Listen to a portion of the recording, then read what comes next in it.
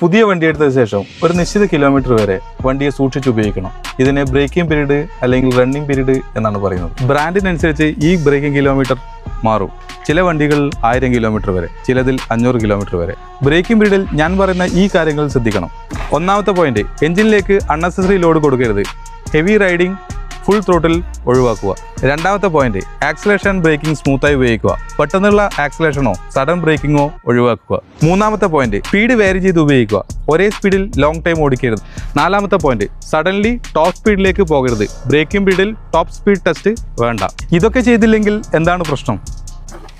പുതിയ വണ്ടിയിൽ എഞ്ചിൻ്റെ ഉള്ളിലെ moving parts, piston, rings, bearings, gear box ഇവയെല്ലാം സെറ്റിലാവാൻ സമയമെടുക്കും.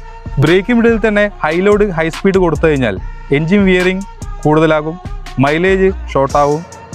അത് ഭാവിയിലെ എഞ്ചിൻ പെർഫോമൻസിനെ ബാധിക്കും. അതുകൊണ്ടാണ്